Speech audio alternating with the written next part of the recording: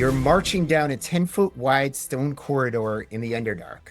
The torchlight flickers, casting long shadows. Up ahead, your rogue signals a stop. Floating in mid-air, perfectly suspended about 3 feet off the ground, is a fully intact goblin skeleton, still clutching a short sword. Before you can ask why, your torchlight also catches a faint, wet glint in the air itself. You haven't found a ghost. You've walked right into the digestive tract of the dungeon's most efficient janitor, the Gelatinous Cube.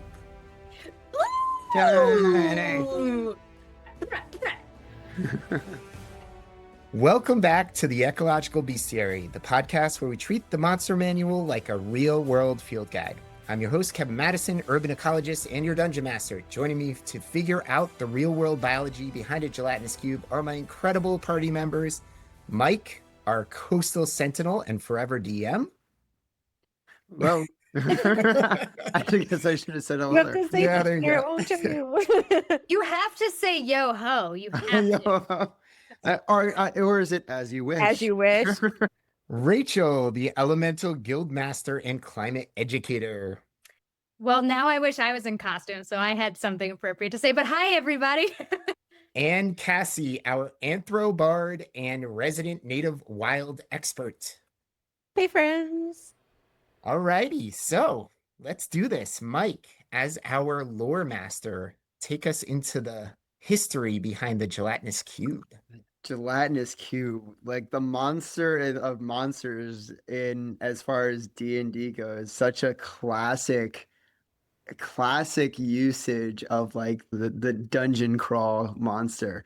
So our gelatinous cube really showed up in the original lore of D&D, right? The 1974 version of D&D shows up in the white box set, the original monster manual, and it really hasn't changed from what it originally was. It was kind of the creature that it's not broken, let's not fix it, it's perfect. Because it really is, as far as the dungeon goes, right? There's the lore on it of there's the one general idea that is all oozes and cubes originated from Jublix, which is like the demon, the amorphous demon lord that they've fallen off of that individual, and it gave them sentience and could control them for a little bit. The other idea of it is that it was a wizard that didn't really want to clean up the dungeon. So kind of combined some oozes together, gave it some sentience, and there we go. One tale of it is they created the jelly cube that was the janitor of the local town and would go around cleaning up the town, and horses would go missing, which is one of the other ideas of it.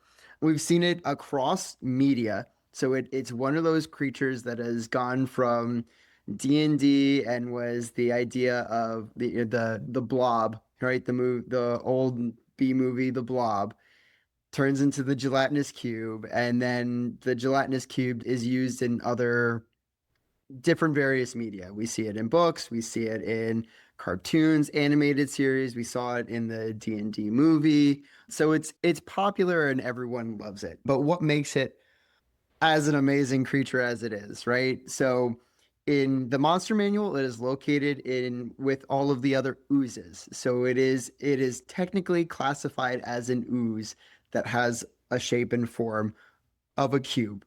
Why is it a cube? No one really knows. They figure it's to just slide all the way down the dungeon. Maybe the wizard rolled the die and just like and got a cube. got a cube. I mean, the shape of a die. It was a terrible dad joke. It's got some really interesting behaviors. It does have some interesting behavioral traits. It does not have vision, but it does have blind sight. So it has its blind sight perception. It reproduces by budding. So that's another interesting trait that we do see across across the animal kingdom, right? Some of the other things that it does have a couple of different styles to attack, and it does have a couple of TPK abilities. So a total party kill, TPK. It has some of those abilities. And those abilities is it has pseudopod, so it launches out a tentacle pseudopod attack, but it has the ability to engulf. So anything that comes too close or is attacks it, it has the ability to absorb it into its body, where it has total cover.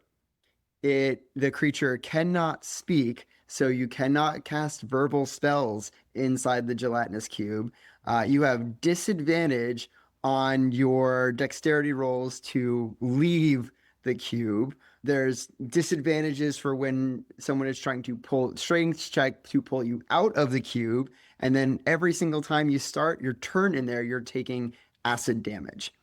So it's pretty interesting. The other trait, which I'm going to probably highlight on, is that it is translucent. It is translucent. It is see-through. It's hard to see. So hard to see that you need to succeed on a perception of a 15 to be able to see it, which is pretty impressive. And then if you're talking about in a dungeon in low light scenarios, good DM's going to up that number too. What else was there to say about the gelatinous cubes? Oh, and much like we were saying earlier, they have a slime trail, which is one of the ways that they can be detected in a dungeon. Is there could be a slime trail. Usually, it's a very clean dungeon, and it's a slime trail. They break down all organic matter they absorb inside of them, and leaving inorganics. And oddly enough, which is maybe something we can talk about, bone. They don't break down bone. So, I mean, in a good compost, you're probably not putting chicken bones in there anyway. So yeah, ideally, right? So that's kind of the information that we have on gelatinous cubes. They were not a broken creature, so really very little much has changed since their creation. So Awesome. Nice. So, yeah, let's roll for our initiative of science facts and see what we all came up with, what this spurred on. ooh, I'm low on the totem pole today, probably. Not as low as me. I got the highest I think I've gotten, which is an 8. It's higher than me. I have a 7. Hey. I got a 14, but it's right Rachel, next to the good old 20. Rachel, you are the winner. Guys, I got a nat one again. Ooh, Oh, in the man. test. I didn't even need to bully my way to the top this time. Genuine W. I went in a lot of different directions with this. The slime mold is the most obvious, and I watched this incredible video on slime molds and how, but I don't want the slime mold to be my thing. So I'm just going to give you a quick little overview and then jump into the real thing I want to talk about. So I watched this incredible video about slime molds, which are not fungi at all. They are amoebas, and they, depending on the different parts of their life cycle, they oscillate between being a single-celled organism and a multicellular organism. But scientists did a lot of studies on them in the past couple decades and found that they, similar to the gelatinous cube, left behind, they put the slime mold at one end of a maze and they put food at another end of the maze. And they figured out that the slime mold would send all these different tentacles down all the different pathways in the maze and get to the food, figure out that that's where the food was, then retract all its pathways. And with the pathways that were dead ends, it would leave behind a slime so it knows not to go down that path. And then it would do something. So it solved mazes, but it doesn't even have a brain. Crazy. Amazing. But the real thing I want to talk about, and this is so cheating because I am just taking up the airtime. The power has gotten to my head. Are Portuguese Man of War, because I wondered if the gelatinous cube is not one organism at all, but rather a colony of organisms working together. Mike, I'm looking at your face. I'm I saying went in the same exact direction. nailed it. Wow, that's incredible. I was in Hawaii a few years ago with one of my best friends, and it was such a laughable moment where we'd gone skydiving that morning. We were like so amped up. This was like the best day of our lives. And we were standing in front of the ocean and we were just reveling in the beauty. And we were literally screaming at the Pacific Ocean. We were like, I love you. Thank you so much for this moment. And then my ankle started really hurting me. And I looked down and there's this Portuguese Man of War wrapped around my ankle. And it was just like, I was cherishing nature. And here in this moment, nature's like, but don't forget, I got a fighting spirit. So I think this gelatinous cube has a fighting spirit. I think it exists in ways that are similar to biofilms, which are living layers of slime. And it reminded me of just the way it moves, the way it shares nutrients. I think there could be an argument that maybe this isn't one organism, but maybe just a big old family living in one single body. And that is my single double take. Colonial organism. Cool. I also immediately was thinking this is very jelly-like. I call them jellies because they're not fish, but it also doesn't have a brain. They also live forever, and slime molds, unless somebody destroys them, just carry on forever. Jellies are like that too. A lot of jellies are like that too, where they're kind of immortal unless something weird happens to them or somebody snacks on them, which also happens. And they also use toxins to kind of digest their prey, which is really interesting. And they just kind of go about doing their thing on instinct. They can't think about it. They're just there doing the thing, which I think is really interesting. But I was also thinking about the budding a little bit and the digesting a little bit. So budding happens in plants all the time, but coral also bud, which as an animal is strange that they do it. And then sea stars too, their digestive system made me think of gelatinous cubes because they take their stomach outside their body and just kind of absorb the thing that they're eating, which is unique again in the animal world where most of us like swallow something. But yeah, sea stars just kind of gobble it up. Hey, Cassie, you know what else coral do? They exist in colonies. They exist in colonies. I knew. Whoa! And they are completely translucent.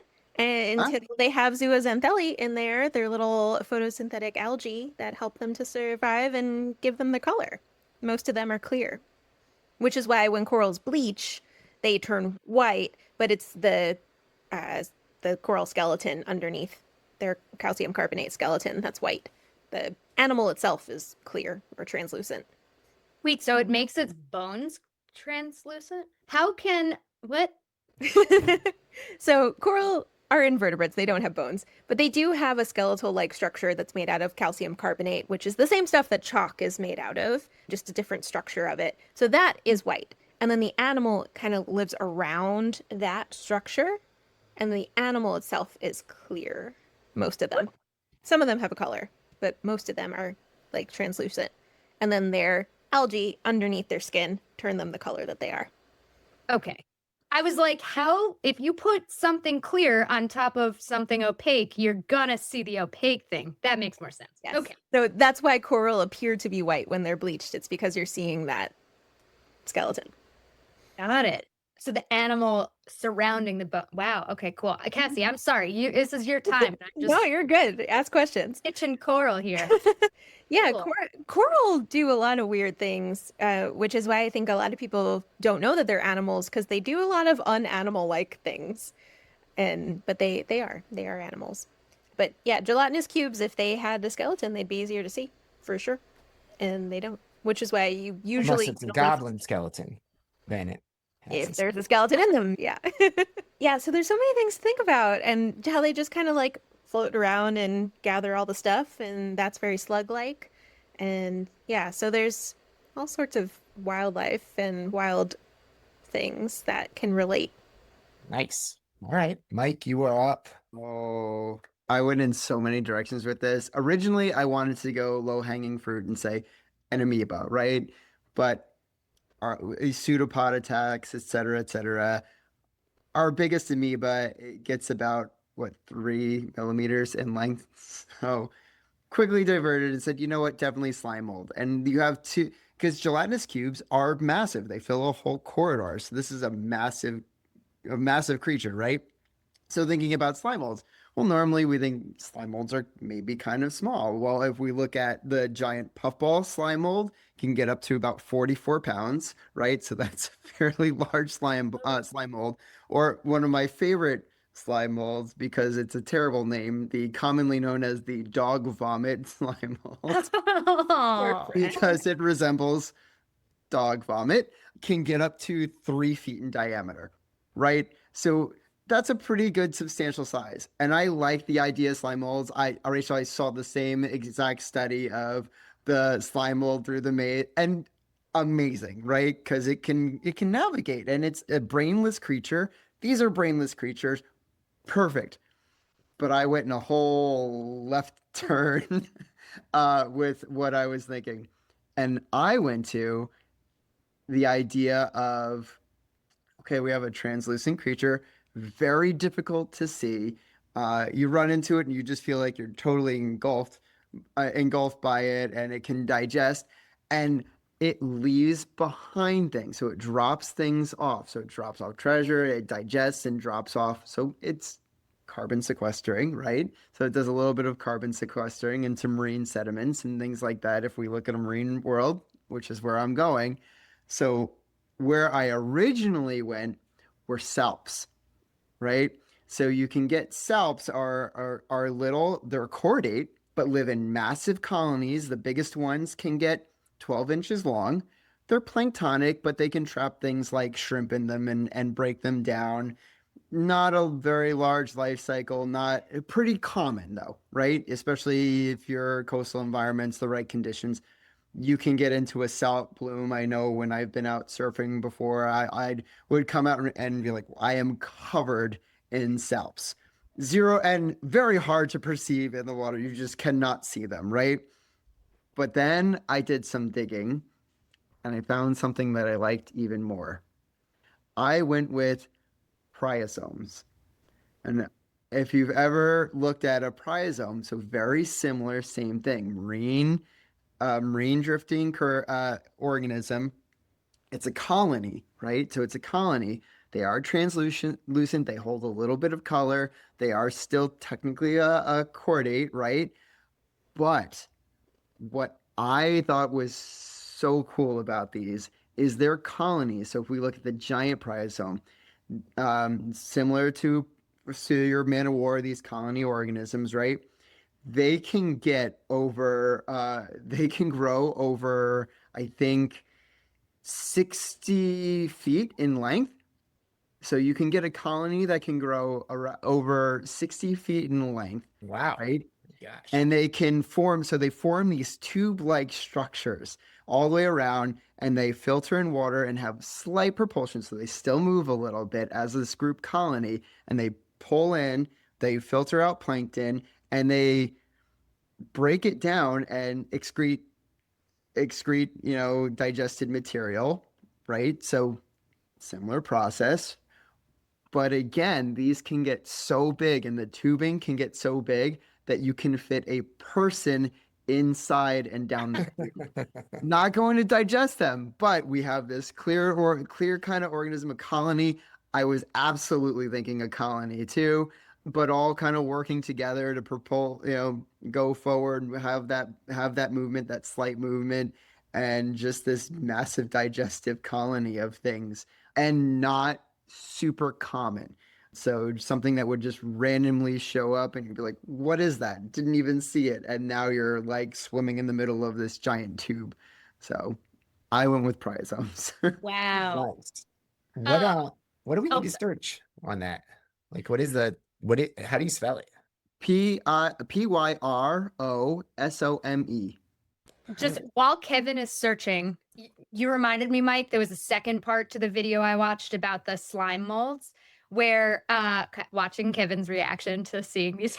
I just see this one picture of this. It's like, ridiculous, I don't right? know if it's real. I don't know if it's real. Well, they refer to them in like a cartoon. They call them like sea pickle. So that's kind of the other It's way they huge. come. Yeah, they're awesome, and they hold shape and they're rigid in structure. So it's like it's not a cube, but it's a gelatinous thing that is rigid in structure. Wow. I mean, that sounds pretty close. And like we've still so far gone way past the most obvious connections in the natural world. I feel like Totally. we Totally. skipped right over them. Are we We're like, talking about no. Are we talking about wombat cube poop? Because that's where I was Mm. thinking. That also crossed the mind too. Yeah, cubes are not super common in nature and wildlife. Like most things are circular or cylindrical, maybe, but wombats poop in cubes. It's how their digestive system processes waste. So they're just one of their famous things is they poop cubes. Nice.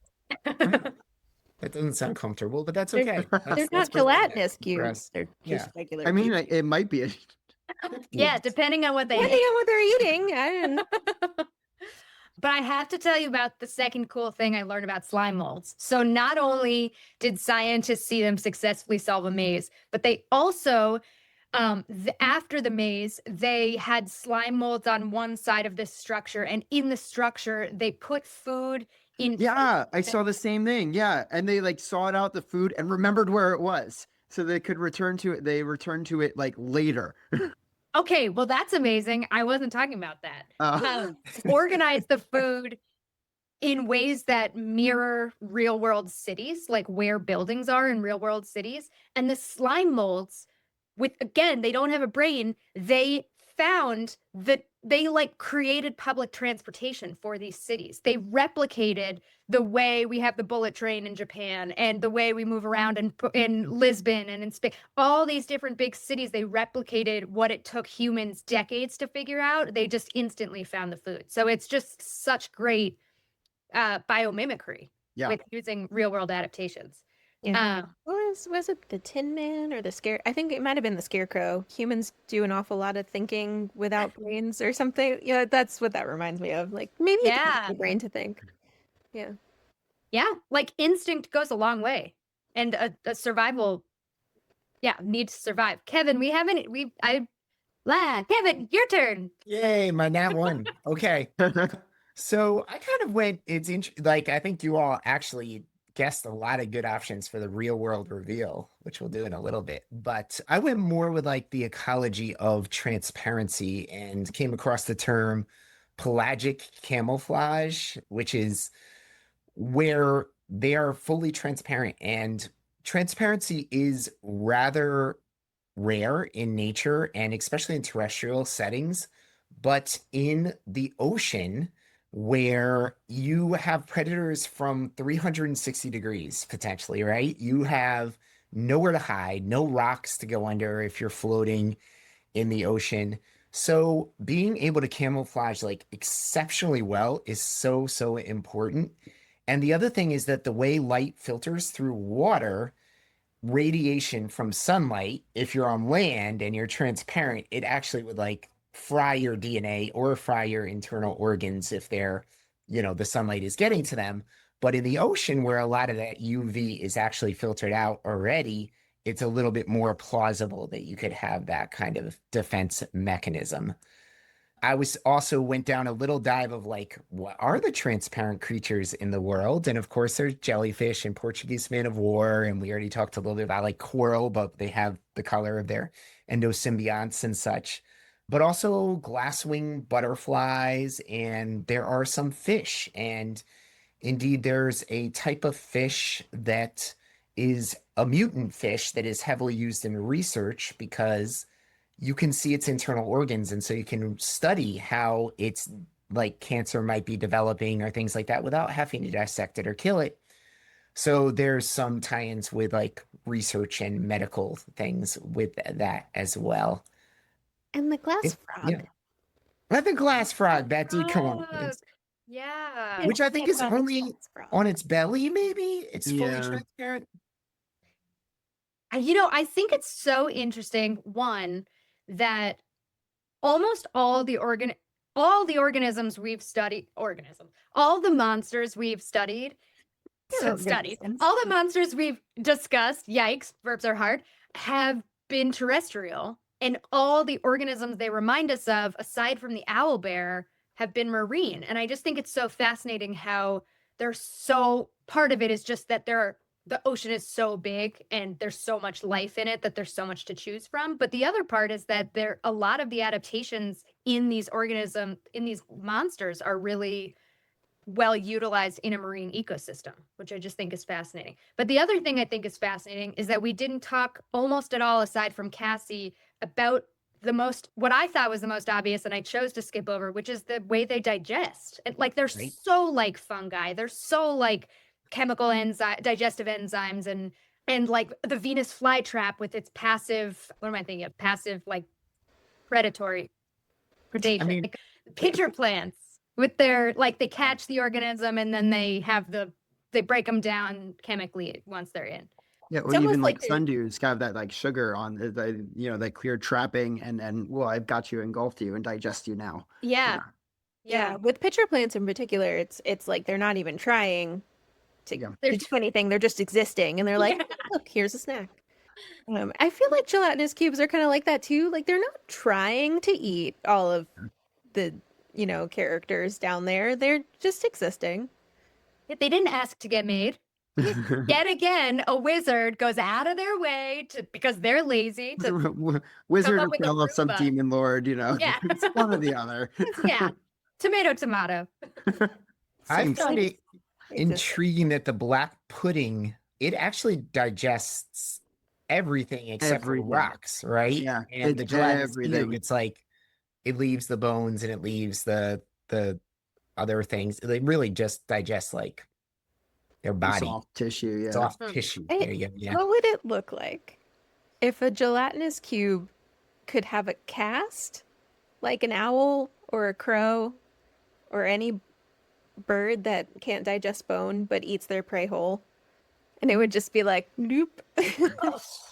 A gelatinous cube pellet. Yeah, instead of like Well, it it being does in its say in its body, it just spells kind of if like it- gives it back. It's I- got to get Yeah. rid of that stuff or it's not going to camouflage. Like, I Yeah. think that's the thing. Like, it doesn't make sense for it to hold it in for as long. Once it's a skeleton, let it go. Yeah, it's like a Venus flytrap that gets rid of the exoskeleton once it sucks off all the the Right. nitrogen and phosphorus. Well, part of it falls off in it. yeah. So yeah, did you all think a little bit, besides it being like a colonial organism, so maybe there's like little cubes, like maybe it's hard to see, but there's like little things and it's a whole colony, or maybe the individual cubes we see in the dungeon are just like away from the colony for a little bit and they kind of come back and glom in or something. But I was also thinking about endosymbionts and different colors towards your point, Cassie, about the coral. Like, are there things that associate with them that give them a different hue, different color, perhaps, or different abilities? That would be Hmm. interesting. yeah. I mean, I'm sorry, you go. I'm just thinking about the zones of the ocean and how like deep sea critters tend to all be like pretty transparent because Yeah. that's how you blend in with the dark. Is nobody can see you anyway, and a lot of them are bioluminescent so that they can see. Or the shades of They red. have to, Yeah. yeah, they have to like create their own light, or red because you can't see red when you're that dark. But if you come up to the surface, then things change a little bit, maybe. So I wonder if they're in like deep dungeon, they're clear, but if they ever like come up to the more light levels somewhere, then they might need some color. Do they have melanocytes? They tan. It's like my glasses. From They out of course, tint maybe. when I'm Yeah, outside. yeah. It's like my glasses. That's the name of the episode. Just the gelatinous cube ooze on my glasses. Clearly. Be the- All right. Are we ready for our reveal of the real world monster? Born ready, baby. Yeah. All right. Bring it on. Let's do it. I'm gonna see how close we get this time. I mean, I think we went- all tried to be like, I'm Yes. not gonna go for the obvious thing.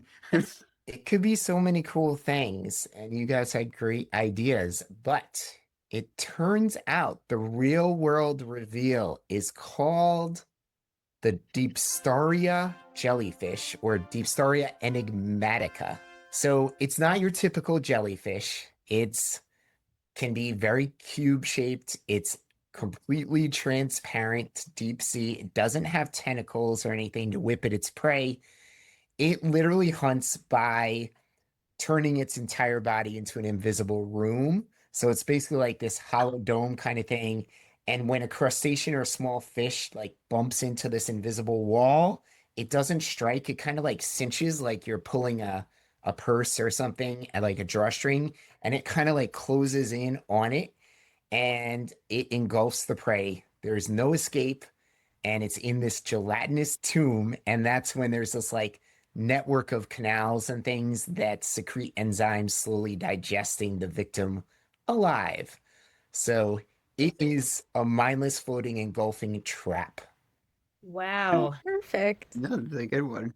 You know what I can't, and I'm hearing your words, but the only thing I'm seeing is an onion cell when you put it under a microscope.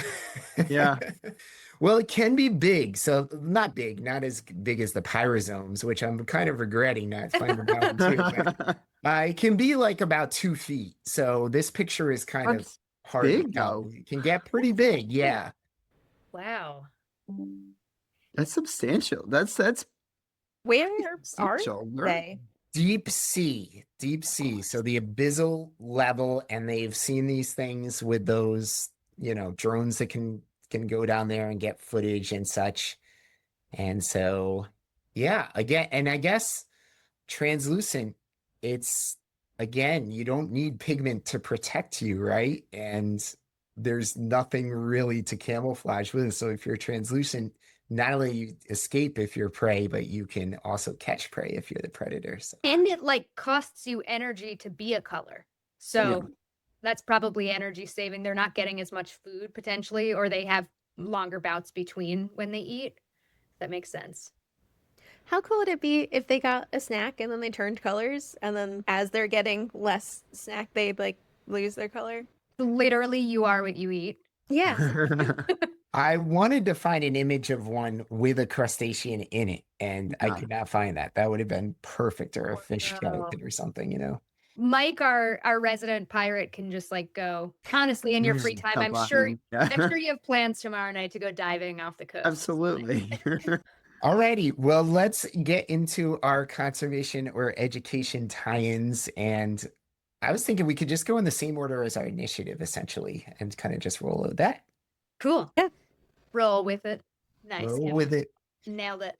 Well, I thought of, again, we talked the least about how the gelatinous cube actually digests things, but I think it is both a great real world connection and a great conservation measure to explore composting.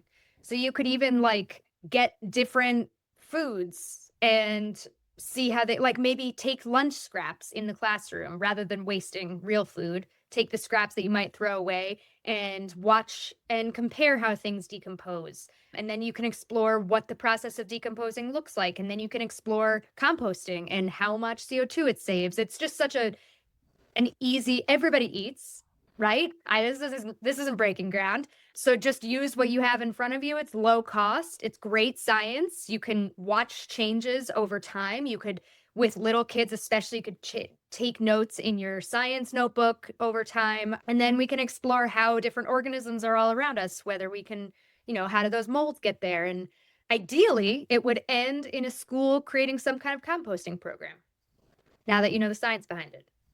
Nice. I love that. Thank you. Me too. That's fantastic. I am going to bank on learn more and explore on this one. There's so much out there. And I went down a little rabbit hole of the toxin bit of gelatinous cubes and tried to remind myself how many animals use toxins, which is really interesting. Even some mammals have toxins. Slow loris are probably the most prominent, where they like spread it all over their body so nobody will eat them. But yeah, so just do some learning and exploring and find more things out there in your world, because I learned a little bit about new critters today too. So yeah, never stop learning. There's always something to know more about. And then once you know more about them, you can share that message with other people. You can find things to do to help protect nature. You could just feel more connected to nature, all of that. So that's where my brain went. I love the composting idea though. That's fantastic. I love the never stop learning. It's the name of the episode is just like my glasses, never stop learning. For me, I kind of in the direction of this, I think it opens up two really nice conversations. Carbon sequestering. I think it's a great way where we can talk about sequestering through feeding of organisms feeding on plankton. I think it's a beautiful conversation, or the detritivores and movement of carbon. I think it's a great conversation, but really the conversation that I want to actually have with my students is based off of what we've been chatting about.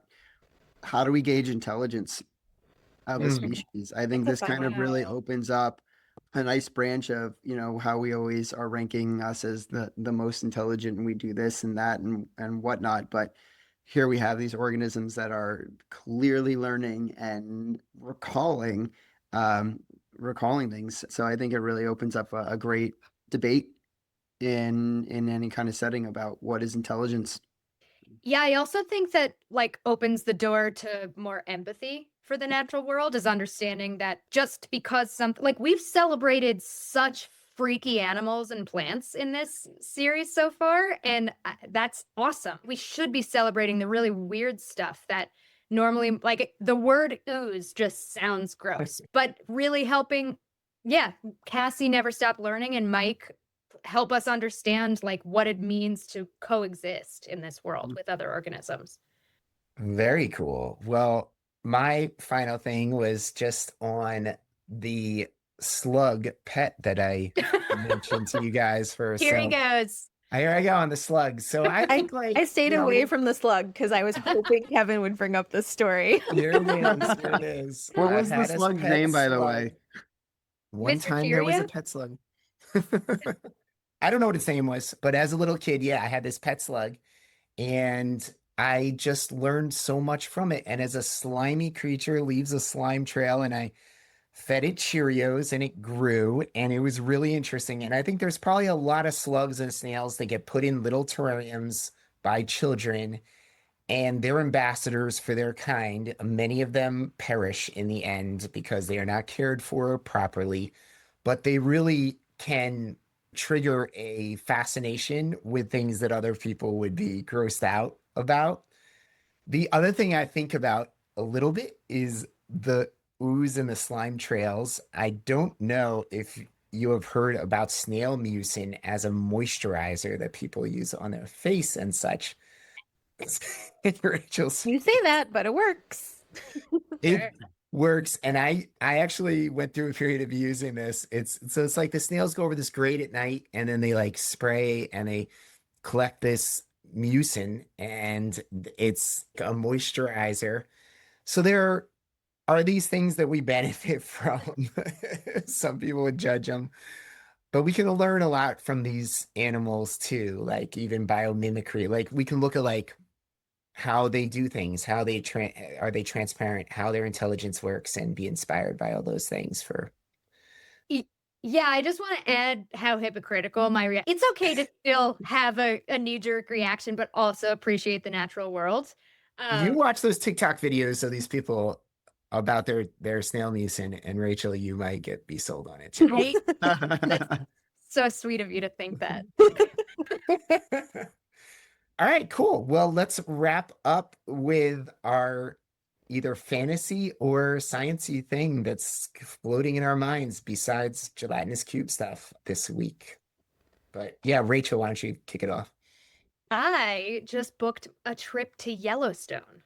Yeah. And I've never been before. So that is like the ground zero of science in our country, but also not at all, because then there's like the Grand Canyon. There's just so much incredible geology to study in the West. It's one of the things I miss most about living in Colorado is just like when you talk about the Jurassic era, there's the Morrison Foundation or the Morrison Formation, and that is the first place where you can see dino bones. And anyway, I have always wanted to see Yellowstone. I've talked about it every year for the last 15 years and have just never gone. And I finally just yesterday booked flights, and I'm so excited to see these geysers explode and just be in awe of the majesty of the Tetons, and hopefully get up to Glacier also. So that's my science is just the world. My science, the thing I'm geeking out about is being excited to be outside.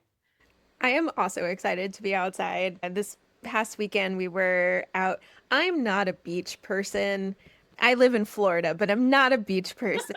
I would much prefer to be in a forest and a mountain and a waterfall. But we went to the beach, and it is turtle season. Sea turtles are crawling up on the beach, laying their eggs, going back to the water. And so it was so much fun to be with someone who isn't a part of that world. And for me to be like walking on the beach, picking up trash as I do every time I do walk on the beach and look at the turtle crawls and be like, oh, that was a loggerhead. That was a false crawl. And walk to the next one and be like, oh, she nested here. And then walk to the next one. And like, it's just really cool to go out and see nature be in nature.